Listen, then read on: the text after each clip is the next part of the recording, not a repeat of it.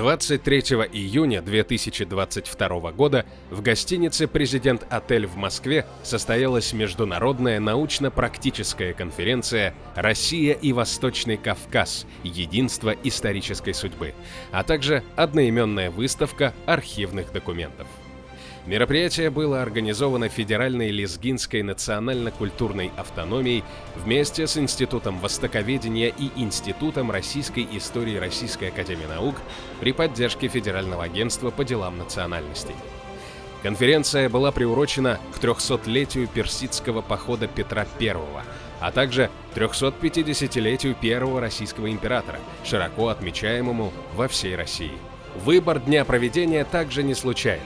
23 июня по новому стилю в 1724 году был подписан Константинопольский мир между Российской и Османской империями, в результате которого было официально признано Ширванское ханство во главе с великим лезгинским предводителем Хаджи Давудом Мюшкюрским.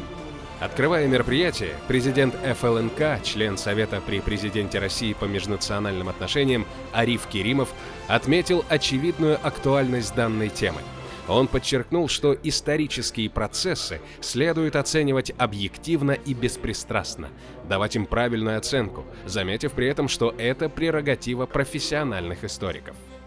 Ариф Керимов подчеркнул, что Хаджи Давуд неоднократно обращался к России за поддержкой и покровительством, но тогда Петр I не сделал встречных шагов, прислушавшись к своим советникам, отвечающим за восточную политику. Это, как уверен президент ФЛНК, сыграло историческую роль в судьбе народов региона.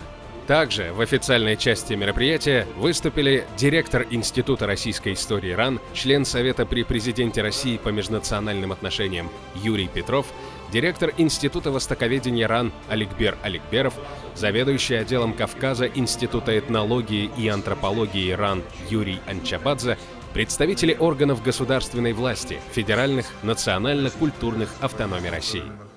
В пленарной части конференции прозвучали доклады члена-корреспондента РАН Вадима Трепавлова, заслуженного деятеля науки Республики Дагестан Данияла Кидерниязова, заведующего отделом истории Востока Института востоковедения РАН Александра Васильева, заведующего отделом древней и средневековой истории Дагестана Шамсуддина Магарамова.